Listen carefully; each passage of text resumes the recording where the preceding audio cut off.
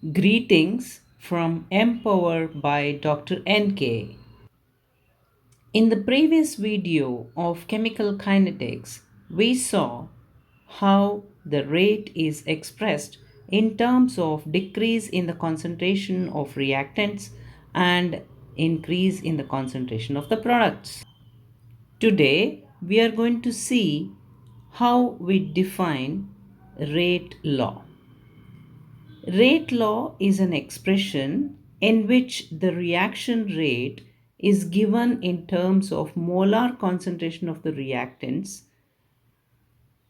with each term raised to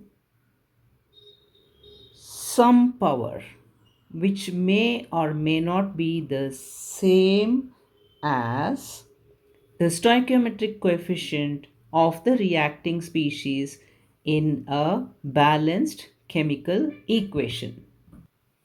Now let's go through this again and understand what it actually means. If you take the rate expression, then it is given in terms of molar concentration of the reactants, which are raised to some power, and these are may or may not be the same as the stoichiometric coefficient of the reacting species in the balanced chemical equation. So let us consider a equation AA plus BB giving rise to CC plus DD. So what does this mean? Small a and small b represent the number of moles of the reactants A and B. Small c and small d represent the number of moles of the products C and D.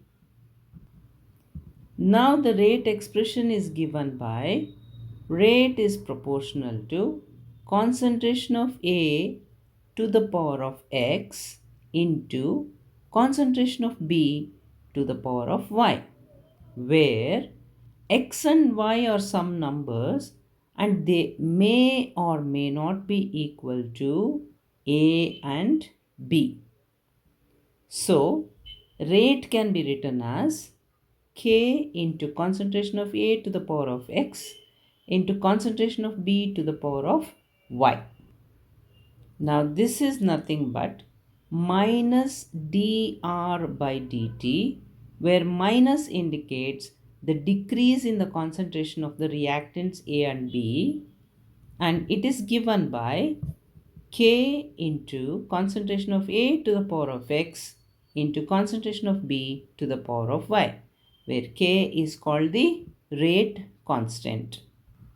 The most important point to be noted here is the coefficients A and B can be found from the balanced stoichiometric equation, whereas the powers x and y can be determined only experimentally.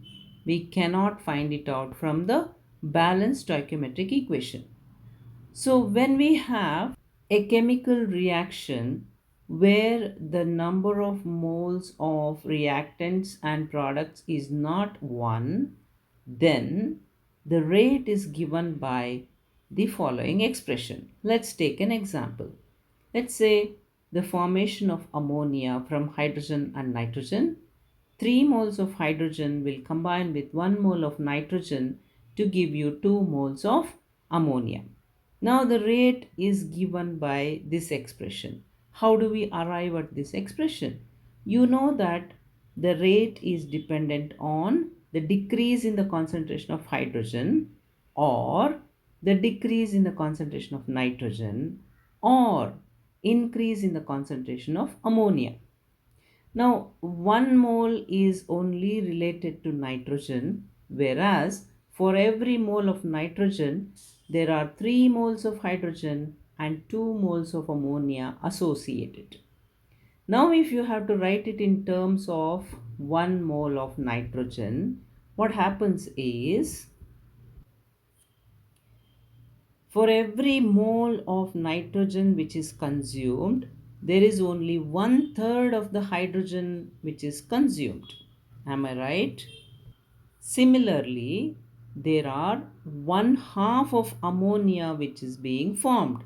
So, when we write the rate expression, it becomes R equals minus one third the change in the concentration of hydrogen with respect to time, or it is the change in the concentration of nitrogen with respect to time with no coefficient because there is one mole, or it is one half the change in the concentration of ammonia which is being formed with respect to time.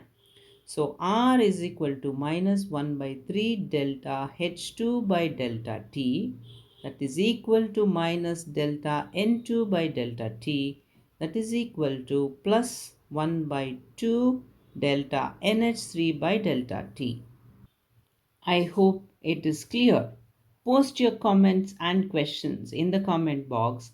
Like, share, and subscribe to our channel MPower. See you soon.